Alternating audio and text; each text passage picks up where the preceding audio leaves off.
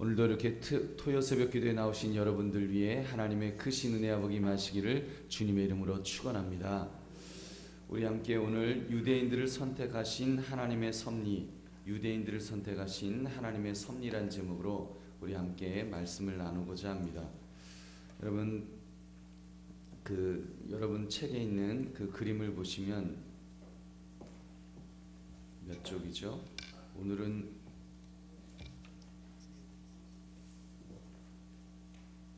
50쪽 6가입니다. 50쪽 6가, 유대인들을 선택하신 하나님의 섭리 6가입니다. 6가 50쪽입니다. 50쪽에 보시면 지금 보시는 요 그림을 보시면, 이 그림은 우리가 지난주에 공부했던 그림 5A와 그림 5B를 이렇게 서로 두 개를 합해 놓은 그런 그림입니다. 여러분 기억하시나요? 그림 5A와 44쪽과 47쪽, 46쪽, 44쪽과 46쪽에 있는 그림을 이렇게 두 개를 합쳐놓은 그림 같은, 합성시킨 그런 그림처럼 보이는데, 여러분 여기 보면은 그 정보가 나오죠. 이 하나님과 사람 사이가 이제 깨어지는 거예요. 원래는 인간이 하나님을 찬양하고 그리고 이웃을 섬기도록, 위로는 하나님을 사랑하고 그리고 아래로는 이웃을 사랑하도록 섬기도록 그렇게 만들어 놓으셨는데, 이제 이 땅에 죄가 들어옴으로 인해서 이제 사람들이 전부 자기만 사랑하는 사람으로 이렇게 바뀌었다는 것을 여러분들에게 말씀을 드렸습니다. 여기는 이제 역사적인 사건을 크게 네 가지로 이렇게 함께 그 말씀을 나누었었는데,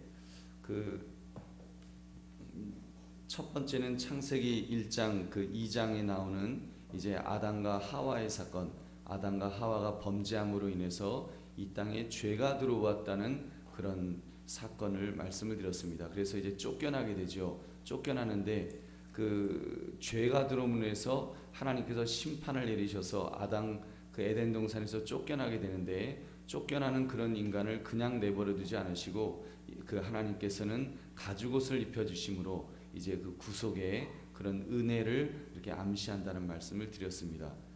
그 다음 사건이 뭐죠? 또 한 가지 사건이 있죠. 아담과 하와의 자녀인 가인과 아벨이 이제 또 범죄하는 그런 사건을 우리가 보게 됩니다. 이제 하나님께서 아벨의 제사는 받으시고 가인의 제사는 받지 않는 걸 보고 가인이 이제 질투하죠. 화가 나가지고 그 동생을 때려 죽입니다. 때려 죽여서 이제는 그 유리하고 다 도망 다녀야 되는 그 가인의 처지가 됐는데, 하나님께서는 또 그런 가인을 그래도 또 불쌍히 여기셔갖고 가인을 죽이는 자에게는 7배의 벌이 더하리라, 그러면서 또다시 또 은혜를 베풀어 주시는 그런 사건을 여러분 기억하실 것입니다.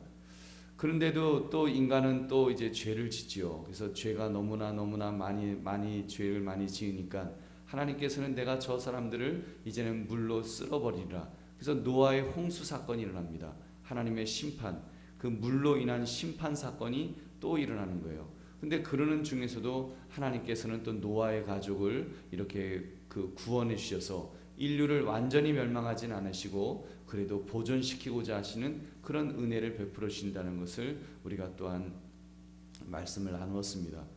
그리고 그래서 이제 노아가 이제는 좀 살만했는가 했더니, 이제 또 노아의 후손들이, 노아가 그런 사건 나오죠. 노아가 술을 먹고서 취해가지고 옷을 다 벗은 채로 자고 있고, 그 모습을 보고 또 함이 킬킬거리면서 아이 형 와서 한번 보라고, 동생 와서 보라고 그러면서 이제 그러다가 저주를 받아서 함은 저주를 받고, 이제 함의 자손들과 뭐 이렇게 하다가 바벨탑을 짓게 되는데, 그 바벨탑을 하나님께서 그 교만한 그 죄를 보시고 심판하셔서 언어를 혼잡케 하심으로 이제 바벨탑을 더 이상 짓지 못하도록 그렇게 만드셨다는 것을 우리가 함께 나누었습니다.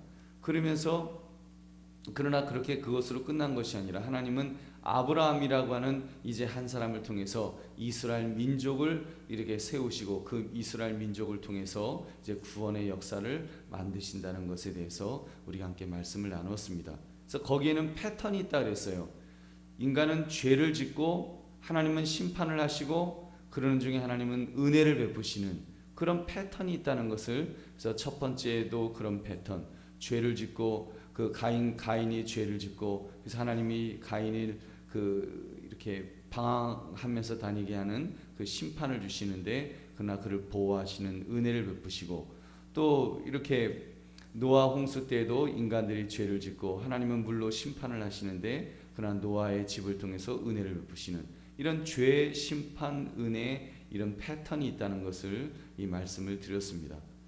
여러분 그 그림 속에서 지금 창조부터 시작되는 이 그림이 지금 창조, 타락, 죽음, 그리고 여기 노란 은혜가 있고, 또 지금 요 그림은 보이지 않지만 요 죄가 요 안에서 또 있겠죠. 인간이 또 이렇게 가인이 죄를 짓고 하나님은 심판하시고 또 은혜를 베푸시는, 또 그 노아의 홍수 때에도 노아 시대 때에도 사람들이 죄를 짓고 하나님은 심판하시고 하나님은 은혜를 베푸셔서 노아를 통해서 이제 또 다시 보존하시는, 또 바벨탑 사건에도 인간은 죄를 짓고 하나님은 심판하셔서 언어를 혼잡케 하시고 그리고 다시 하나님은 아브라함을 통해서 은혜를 베푸시는 이 패턴이 이렇게 쭉 이어진 것을 여러분 보실 수 있을 것입니다.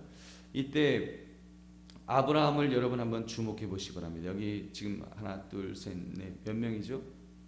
다섯, 여섯, 일곱, 여덟, 아홉, 열 이렇게 지금 10명의 이 사람들이 있는데 뭐 이건 뭐 이렇게 특별한 의미가 있는 것은 아니고 여기에 지금 많은 이제 족속들이 많은 사람들이 인류의 수요가 시간의 지남에 따라서 이제 증가되었다는 걸 보이는 것입니다. 처음에 아담에서 시작된 이 인류가 점점 많아져서, 물론 노아 홍수가 있었지만 그럼에도 불구하고 점점 많아져서 이제 많은 민족들이 이제 이루어지게 되는데, 그 중에서 하나님께서 이 아브라함이라고 하는 이 한 사람을 통해서 하나님은 이제 특별한 족속으로 선택한 백성의 첫 조상으로 이렇게 부르셨다는 것을 여러분 우리가 알 수 있습니다. 자, 아브라함, 여기서 질문이요. 아브라함은 지금 혼자 이렇게 택함 받았어요? 아니면 많은 사람들 중에서 택함 받았어요? 많은 사람들 중에서 택함 받았죠. 여러분 하여튼 요 많은 사람들이 있는데 이 중에서 아브라함이라고 하는 이 한 사람이 택함 받았다고 하는 것, 이것을 여러분 한번 기억하시기 바랍니다. 이때 몇 가지 이제 질문이 나오는 거예요. 첫 번째는 하나님은 어떤 목적으로 아브라함을 선택하셨을까? 도대체 이 아브라함을 어떤 목적으로 선택하셨을까라는 그런 질문입니다. 하나님께서 아브라함을 이렇게 부르신 것은 아브라함과 그 자손에게는 굉장히 명예스럽고 영광스러운 것이죠. 예를 들면 우리나라에도 이렇게 하나님께서 선교사님들을 통해서 복음을 전해주셨는데 우리로서는 정말 은혜인 거예요. 야, 정말 그때 선교사님이 안 오셨으면, 그래서 우리 조상들이 예수님을 믿지 않았으면 오늘날 우리 인생이 어떻게 됐을까? 굉장히 아찔한 일이죠. 아무튼 아니면 우리도 지금 막 비나이다 그러면서 우리도 정한수 떠다 놓고 비나이다 그러고 있었을 텐데, 우리가 지금 이렇게 오늘 하나님 앞에 나와서 이렇게 성경 공부를 할 수 있고 토요 새벽 기도를 할 수 있는 것, 여러분 우리에게 특별한 은혜인 줄로 믿습니다. 여러분 굉장한 은혜인 거예요. 우리도 정말 이 아브라함도 은혜지만 우리도 굉장히 은혜인 거예요. 이런 어떤 특별한 일을 수행하는, 근데 이제 사명이 우리에게 있다는 것. 여러분 이 아브라함도 하나님께서 그냥 아브라함 잘 먹고 잘 살라고 이렇게 부르신 것이 아니라는 거예요. 여러분 목적이 있습니다. 하나님은 어떤 특별한 그 목적을 가지시고 이 창조부터 계속해서 하나님은 어떤 목적을 가지시고 이제 인류를 이끌어 가십니다. 그래서 우리는 직선사관이라 그래요. 우리는 일직선의 사관을 갖고 있습니다. 뭐가 윤회되는 게 아니라 우리는 한 목적을 가지고 나아가게 되는데, 여러분 그것이 바로 무엇인가 하면 회복이라는 것입니다. 회복. 하나님과 인간 사이에, 또 인간과 인간이 회복되기를 원하시는 거예요. 하나님은 다시 교제를 회복하기 위한 도구로 쓰시기 위해서 이제 이 아브라함을 통해서 이스라엘 민족이라고 하는 한 민족을 사용하시는 것입니다. 그렇기 때문에 여러분 하나님께서 특별히 뭐 어떤 사람들은 그래요. 기독교는 이스라엘의 종교가 아니냐, 이스라엘 사람들이 믿던 종교가 아니냐, 그렇게 말하기도 하는데 여러분, 그렇지 않습니다.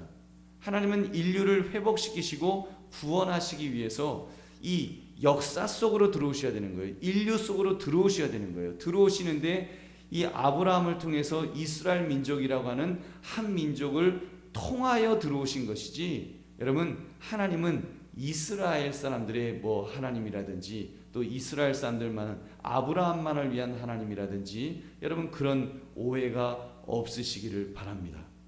제가 그 이유를 말씀드릴게요. 왜 하나님은 단지 아브라함만을 선택하셨는가? 왜 그 밖에 다른 사람들을 선택하지 않으셨는가라는 그런 질문을 던질 수가 있습니다. 목사님, 그 당연한 거예요. 유태인을 보세요. 유태인들 얼마나 똑똑합니까? 유태인은 그 똑똑해갖고 노벨상도 그렇게 많이 타고 미국에 있는 그 월스트리트가를, 그 금융가를 다 장악할 정도로 굉장히 똑똑한 민족이니까 하나님이 선택하셨죠. 우리가 그렇게 생각할 수 있어요. 여러분, 제 말이 맞습니까? 하나님이 그래서 유태인들을 선택하였을까요? 여러분, 그거는 잘못 생각하는 거예요. 선후가 바뀐 것입니다. 하나님께서 은혜를 베풀어 주셨기 때문에 유태인들이 그렇게 똑똑하게 일을 처리하고 할 수 있는 거지, 원래 그렇게 똑똑한 거 아니에요. 원래 똑똑한 민족은 우리 조선 사람인 줄 믿으시기 바랍니다. 원래 똑똑한 건 우리가 똑똑한 거예요. 얼마나 똑똑해요. 이 대한민국 사람만큼 여러분 똑똑한 민족이 어디 있습니까? 정말 똑똑한 민족이에요. 여러분, 개개인 한 사람 한 사람 놓고 보면 정말 똑똑합니다.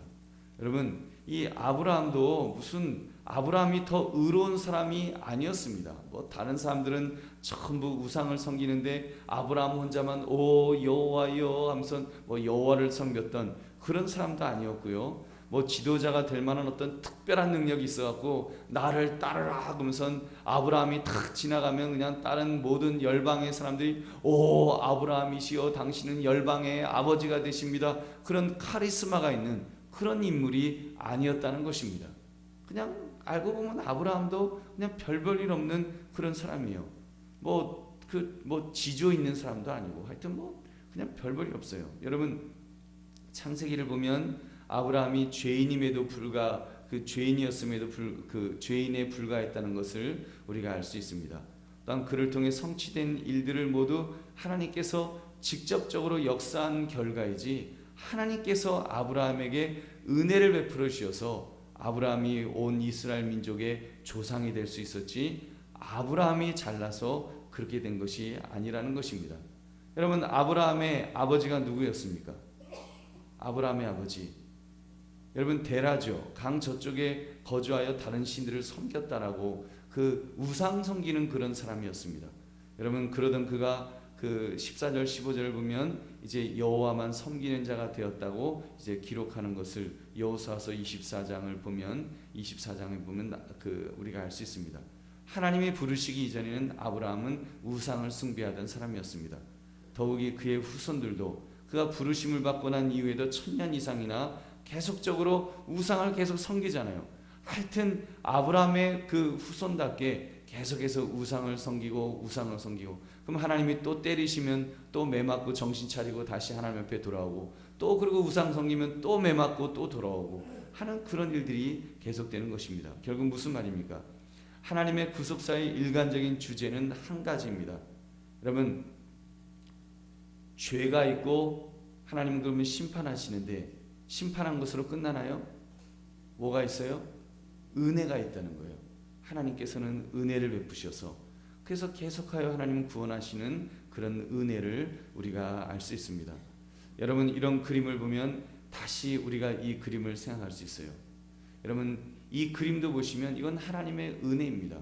섬기는 왕으로 오신 예수 그리스도께서 우리를 위해서 정말 서로 네가 잘났네 내가 잘났네 하는 우리들을 위해서 예수님은 이렇게 무릎 꿇은 그는 섬기는 종으로 오셔서 그리고는 우리를 구원해 주셨습니다. 어떻게 구원해 주셨어요? 십자가에서 죽으시기까지, 죽으신 것으로 끝난 것이 아니라 사흘 만에 부활하심으로 하나님의 우편에 앉으심으로 우리를 구원해 주신 거예요. 그래서 우리를 회복시키기를 원하시는, 다시 손과 손을 맞잡고 우리가 이렇게 서로 하나 되는, 사람과 사람 사이에 서로 하나 되는 회복이 있기를 우리 하나님은 원하신다는 것입니다.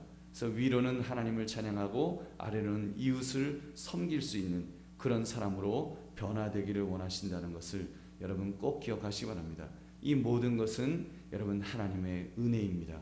하나님께서 은혜를 베풀어 주셔서 우리가 그렇게 살기를 원하시고 그렇게 회복되기를 원하신다는 것 여러분 믿으시기 바랍니다.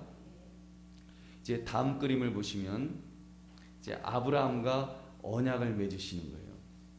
오늘 읽은 본문 우리 창세기 12장 1절부터 3절 말씀 우리 한번 다시 우리 12장 1절부터 3절 다시 읽겠습니다. 시작. 여호와께서 아브라함에게 이르시되 너는 너의 고향과 친척과 아버지의 집을 떠나 내가 내게 보여줄 땅으로 가라. 내가 너로 큰 민족을 이루고 내게 복을 주어 내 이름을 창대하게 하리니 너는 복이 될지라. 너를 축복하는 자에게는 내가 복을 내리고 너를 저주하는 자에게는 내가 저주하리니 땅의 모든 족속이 너로 말미암아 복을 얻을 것이라 하신지라. 아멘. 하나님은 아브라함에게 세 가지의 약속을 해주셨습니다. 첫 번째 약속은 하나님은 땅을 주시겠다는 약속을 해주셨어요. 내가 너에게 땅을 주겠다. 여러분 큰 민족을 이루고 나라를 만들려면 땅이 있어야 되겠죠. 그래서 땅을 주겠다. 그래서 하나님은 가나안 땅을 주시겠다고 하셨습니다. 두 번째는 하나님은 그에게 자녀를 주셔서 그 자녀를 통해서 한 나라를 세우실 것을 말씀하셨습니다. 자손을 주겠다라고 말씀하셨습니다. 이 약속하실 때 그의 나이가 75세지요. 이미 꽤 나이가 많아진 거예요. 이제는 좀 자녀를 얻기에는 힘든 나이였는데 하나님은 아무튼 아브라함에게 나타나서 내가 너에게 자녀를 주겠다 이렇게 약속해 주십니다. 세 번째는 그 민족들에 대한 축복을 주셨어요. 하나님은 그와 그의 후손들을 통해서 모든 민족들에게 축복을 해주시겠다. 축복의 통로로 만들어 주겠다라고 그렇게 말씀하셨습니다. 그래서 여러분 그 이스라엘 나라를 통해서 우리 예수 그리스도께서 들어오시게 되고 예수님이 그 이스라엘 나라의 그 유대 땅에 이제 오셔서 그 공생의 사역을 모두 마치시고 이제 예수님 명령하셨죠. 너희는 뭐죠? 제가 지금 갑자기 머리가 안 돌아가는데 그 예루살렘과 사마리아와 아무튼 하여튼 그래서 그 땅끝까지 복음을 증거하라고 하는 그 말씀을 이제 예수님께서 하셨습니다. 여러분 그 말씀대로 결국은 그 복음이 그렇게 해서 유대인들을 통해서 또 소아시아 지방을 통해서 유럽으로 갔다가 또 유럽에서 그 복음이 우리 아시아까지 와서 여러분 우리나라에 복음이 들어오고 바로 우리에게도 이렇게 정말 이 은혜의 복음이 우리에게도 들어온 것입니다. 또 우리도 그 복음을 받은 자로서 이제는 우리가 축복의 통로가 되었어요. 여러분 우리 대한민국 사람들이 지금 이제는 선교 2위국이 됐잖아요. 언제 그 선교사 10,000명 파송했다는 게 엊그제 같은데 이제 2만 명이 넘어서 2만 몇천 명이 지금 선교사로 나가 있다라고 그렇게 말하고 있습니다. 선교 2위국으로 아마 이런 추세로 계속 나가면 아마 미국을 능가하는 그런 선교사를 파송하는 나라가 될 줄로 믿습니다. 여러분 이거 굉장한 거예요. 그 축복의 통로가 된 거예요. 여러분 이스라엘 백성이기 때문에 아브라함의 그냥 후손이기 때문에 유태인이 축복의 통로가 되는 것이 아니라 여러분 하나님께서는 이렇게 하나님의 백성을 만들어서 우리를 영적인 아브라함의 후손으로 만드셔서 또 이제는 우리 대한민국을 통해서 여러분 이렇게 축복의 통로로 땅끝까지 복음을 증거하는데 우리 민족을 쓰시게 될 줄 여러분 믿으시기 바랍니다. 여러분 이런 패턴을 보자는 거예요. 하나님께서는 이스라엘 나라라고 하는 유태인이라고 하는 그 민족을 통해서 구원의 역사를 이루시는 것이 아니라 여러분 그 패턴 속에서 하나님은 그런 약속을 주시고 땅을 주시고 자손을 주시고 민족들에 대한 축복의 통로로 만드시겠다고 하는 그런 것을 통해서 이제 이루어 가시는 역사를 이루어 가시는 그 패턴을 여러분 한번 볼 수 있기를 원합니다. 자, 아무튼 하나님은 이제 아브라함을 통해서 이제 약속을 주세요. 이 하나님의 이러한 약속에 대해서 아브라함이 이제 어떤 그 반응을 보이는지 여러분 아시죠? 그는 먼저 가족을 모으고 짐을 꾸린 다음에 하란을 떠나서 이제 가나안 땅으로 갔습니다. 그래서 그가 이제 가는 그런 모습을 우리가 볼 수 있는데, 여러분 그렇다면 과연 아브라함은 그 이후에 신실한 그런 사람으로 살았을까요? 여러분 아브라함이 이제 하나님께서 너를 통해서 큰 민족을 이루게 하리라 이런 약속의 말씀을 주셨어요. 그런데 그가 과연 그렇다면 그렇게 신실한 사람으로 살았겠냐는 것입니다. 여러분 성경을 보면 창세기 12장부터 내용을 보면 그렇지 않은 내용이 이제 나오는 거예요. 아브라함은 2번씩이나 자기 아내를 남에게 빼앗길 뻔했습니다. 그죠? 애굽에 내려갔다가 이제 빼앗길 뻔하고 막 그래요. 그때마다 거짓말을 하는 거예요. 믿음의 사람이 거짓말을 해요. 이 여인이 누구냐? 그러면 저희 누이입니다. 거짓말하는 거예요. 자기 와이프인데 자기 아내를 누이라고 거짓말합니다. 뭐 100% 거짓말은 아니에요. 이제 같은 집안 사람이니까 사촌 누이죠. 그러나 거짓말을 하고 있습니다. 그것 때문에 아내를 빼앗겨서 사실 그때 잘못됐으면 하나님의 약속의 자녀며 이게 다 망가질 뻔한 거예요. 여러분 그런 비겁한 사람이었습니다. 지금 아브라함이라고 하는 한 인물이 굉장히 어마어마하게 굉장한 인격을 갖고 있고 굉장한 의지를 갖고 있는 그런 인물이었느냐? 그렇지 않다는 것입니다. 그런 참 별볼일 없는 사람이라는 것을 지금 말씀드립니다.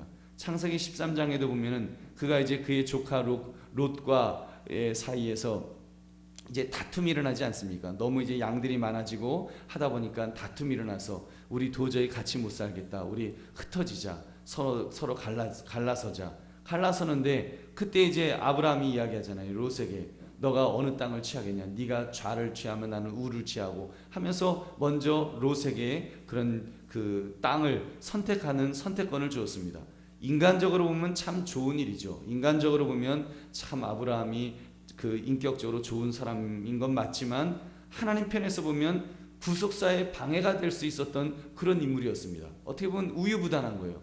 하나님께서 약속의 땅을 내가 주리라 하는데 자기가 인심 쓰는 거예요. 롯에게 그냥 네가 아무 쪽이든 하여튼 아무 곳이나 가져가라. 다행히 롯이 인간적인 욕심이 있어가지고 이제 에덴 동산처럼 보였던 소돔과 고모라를 택했기 망정이지, 만약에 그렇지 않았으면 여러분 또 이렇게 구속사에 방해가 될 뻔했던 또 그런 일들도 있었습니다. 여러분 창세기 15장에 보면 약속의 자녀를 자기 자식을 통해서는 이게 얻을 수 없겠다 이렇게 생각한 거예요. 그래서 하나님에게 물어보자. 하나님 제 후손은 엘리에셀, 우리 집안의 종인 엘리에셀을 통해서 엘리에셀을 양자로 삼을까요? 이제 그렇게 묻기도 합니다. 그리고는 또 16장에 보면 자기 부인 사라가 그러죠. 여보, 아무래도 나는 아기를 못 낳을 것 같으니까 여종 이 하갈하고 동침하세요. 그러잖아요. 그래서 하갈 사이에서 이스마엘이라고 하는 그런 아들이 태어나지 않습니까? 이스마엘 때문에 얼마나 고생을 합니까? 좀 이따 이제 족보를 보시면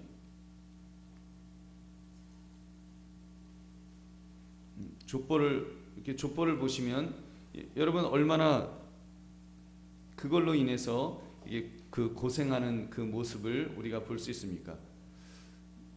이스마엘이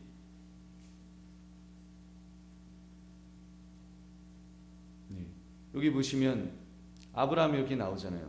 아브라함이 하갈하고 괜히 자기 인간적으로 후손을 만들겠다고 해갖고 이스마엘을 만드는 바람에 이스마엘 족속들이 이제 나타나게 되고 또 이스마엘 족속들 때문에 많은 고생을 합니다. 또 조카인 롯을 통해서 모압과 암몬이 나오죠. 모압 족속, 암몬 족속들이 나오게 돼서 또 그것 때문에 고생하고, 하여튼 아브라함도 참 보면은 이 아브라함이 약속의 자손이 아닌 그런 자녀들 때문에 얼마나 많은 고생을 하게 되는지 모릅니다. 아무튼 그런 아브라함이었지만 하나님께서는 그럼에도 불구하고 하나님께서 그에게 이제 은혜를 베풀어 주시고, 특별히 21장에 보면 약속의 아들 이제 이삭을 낳게 됩니다. 이삭을 낳은 다음부터 아브라함이 이제 극적으로 변하게 됩니다. 100세의 아들을 낳았으니 그때서야 이제 정말 하나님의 큰 은혜를 체험한 거예요. 야, 하나님이 살아계시구나. 하나님은 백세인 나 같은 사람을 통해서도 이렇게 자손을 주시는구나. 그 다음부터 이제 믿음의 사람으로 바뀌어져서 아들을 제물로 바치라고 하면 그 아들을 제물로 바치려고 할 정도의 믿음의 사람으로 변화되는 것을 보게 되는 것입니다. 여러분, 그렇게 되기까지 하나님께서 아브라함을 이끌어 주셨던, 아브라함을 이끌어 오셨던 하나님의 은혜가 있습니다.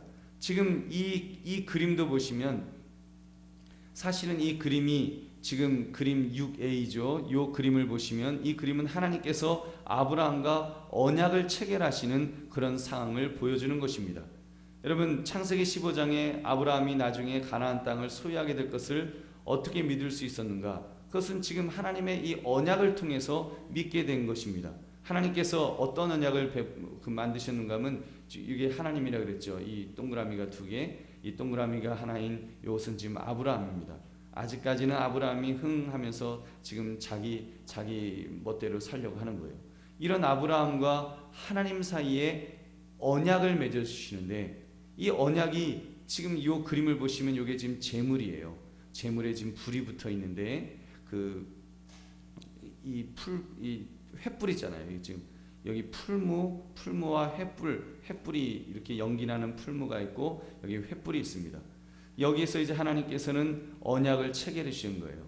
지금 이것은 하나님의 임재를 상징하는 이 속에서 하나님은 어떤 언약을 체결해 주시는가 하면 동물을 반으로 쪼개라 그랬어요.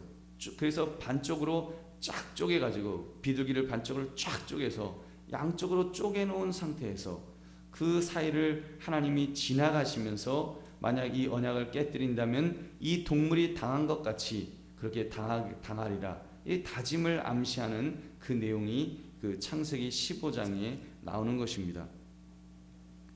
여러분, 그래서 이 암시 속에서 내가 땅을 주리라, 자손을 주리라, 민족을 주리라. 그래서 모든 민족들의 이제 축복의 통로를 만들어 주겠다. 이렇게 말씀하신 것입니다. 여러분, 이런 언약을 맺으시는 데에도 가만 보면은 하나님의 일방적인 언약이 나오는 거예요. 아브라함이 잘나서가 아니라, 아브라함이 막 사모해서가 아니라, 아브라함 막 졸아요. 막 꾸벅꾸벅 졸고 있습니다. 졸고 있는데도 하나님은 그런 아브라함을 향해서 이 언약을 맺어주시면서 일방적으로 이런 언약을 맺어주신다고 하는 것이 성경이 말씀하는 내용인 것입니다. 그래서 이제 하나님과 아브라함 사이에 언약이 맺어집니다. 여러분, 이 언약이 이제 계속해서 내려와서 우리에게까지 내려오는 것을 이제 보게 되는 것입니다. 여러분, 마지막 그림 보시면 이제 이런 그림에 이제 패턴이 이런 그림이 나옵니다. 그림 그 6B를 보시면 그 자세히 살펴보기 전에 창세기 11장 위에 나오는 내용들을 여러분 짚어보시면 크게 세 가지 내용이 나옵니다. 창세기 12장부터 25장까지 이제 아브라함 이야기가 나오죠. 그리고 25장 12절부터 36장 43절까지는 이삭과 야곱에 대한 이야기가 나오고 37장부터 50장까지는 요셉 이야기가 이제 나올 것입니다. 여러분, 이 수많은 가족들의 계보가 창세기에서 이 개괄적으로 지금 언급되고 있는데 이 족보들은 별로 중요하지 않은 것처럼 보이지만 실제로는 굉장히 그 중요한 메시지를 담고 있습니다.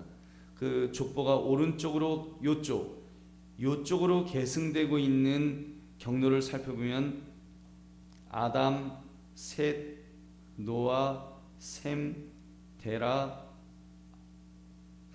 아브라함의 아버지죠. 그리고 아브라함, 그리고 이삭, 그리고 야곱. 그래서 야곱의 12아들들 순으로 이렇게 나오는 것입니다. 여러분, 성경에서 이들 모두를 의로운 것으로 간주합니다. 선택된 백성은 동생을 죽인 가인의 야만적인 계열보다는 아담의 후손들 중에서 보다 덕스러운 자손들을 이렇게 계승하는 것을 보게 되는 것입니다. 여러분, 요 계보 속에서 우리는 이제 이 아브라함의 영적인 후손이 된 줄 믿으시기 바랍니다.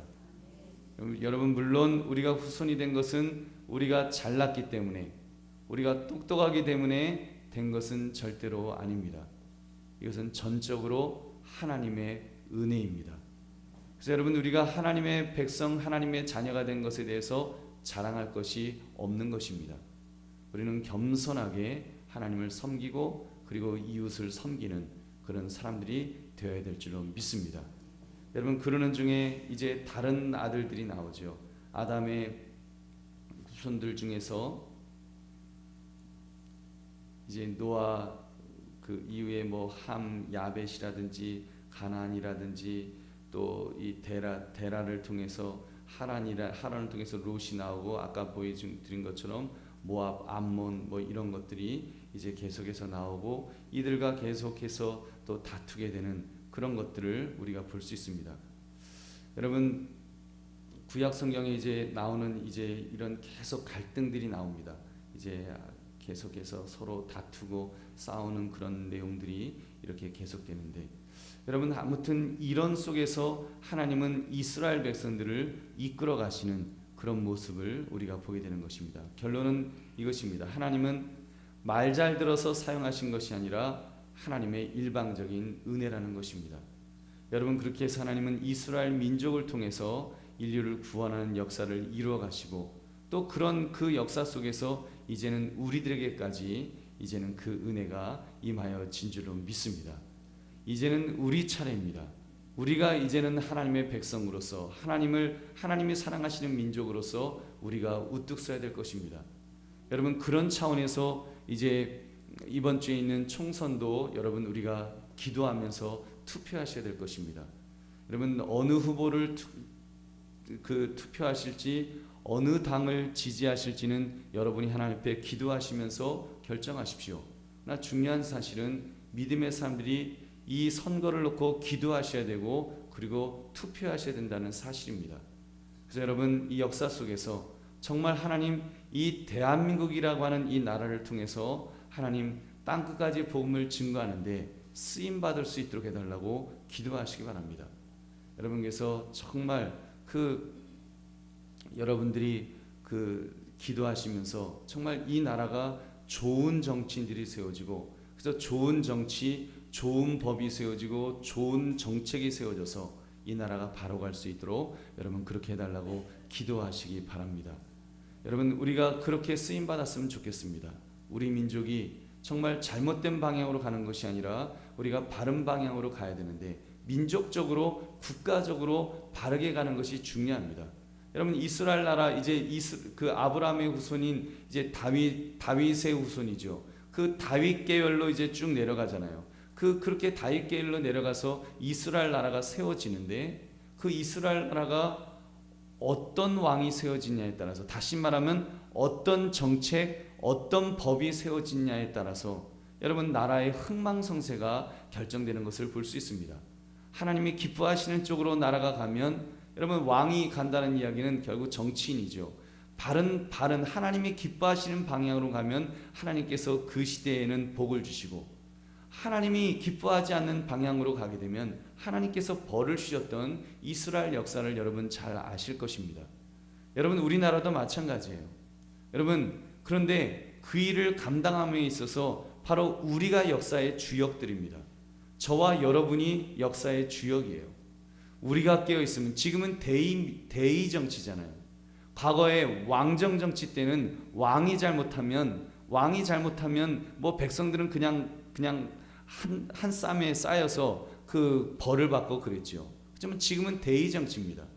여러분, 이제는 우리가 왕이에요. 우리 백성들이 왕인 것입니다. 대통령이 왕이 아니고요, 국회의원이 왕이 아닙니다. 바로 저와 여러분이 왕입니다. 우리가 바로 서 있으면, 우리가 역사의식을 가지고 우리가 바로 판단해서 바른 사람들을, 바른 일꾼들을 세우면 이 나라가 바로 가게 될 줄 믿으시기 바랍니다. 그래서 여러분, 누구를 선택할지는 여러분이 하나님 앞에 기도하십시오. 그리고 기도하셔서 여러분, 하나님께서는 기도하는 사람들을 통해서 분명히 바른 일꾼들을 세워주실 것입니다. 여러분께서 우리가 여기서 어느 정당, 어느 정치인 그거 이야기하면 홍해가 갈라지지 반으로 쫙 갈라질 거예요. 그래서 목사님 누구를 지지합니까? 누구를 지지해야죠? 이렇게 될 거예요. 여러분, 그러면 교회가 오히려 분란이 나죠. 여러분 스스로가 하나님 앞에서 기도하십시오. 기도하시면서 하나님 바른 정치인이 세워질 수 있도록 해달라고. 여러분, 아이고 그날 노는 날인데 놀러 가지 마시고, 혹시 놀러 가시려고 계획하신 분 계십니까? 계시면은 오늘 투표하시기 바랍니다. 오늘 지금 투표하실 수 있잖아요. 그 우리 동네 아니어도 투표 지금 6시부터 시작됐거든요. 오늘은 한남 동사무소에서 투표하는데 오늘은 뭐 지역 상관없이 그냥 투표하실 수 있어요. 그 가셔서 주민등록증만 있으면 보여드리면 투표하실 수 있습니다. 그래서 여러분 투표하셔서 여러분 대의 정치는 우리가 우리의 권리를 주장하는 것입니다. 그래서 여러분 이번 선거를 통해서 또 대한민국이 바로 갈 수 있도록 여러분 하나님 앞에 기도하시면서 또 그런 나라를 만들 수 있도록 위하여 기도하시는 저와 여러분 되시기를 주님의 이름으로 축원합니다. 여러분께서 하나님께서 아브라함을 사용하신 것처럼 앞으로 참으로 우리 민족을 통해서 바로 저와 여러분을 통해서 하나님의 선한 뜻이 이루어질 수 있는 그런 나라를 만드시기를 주님의 이름으로 다시 한번 축원합니다. 우리 기도하겠습니다.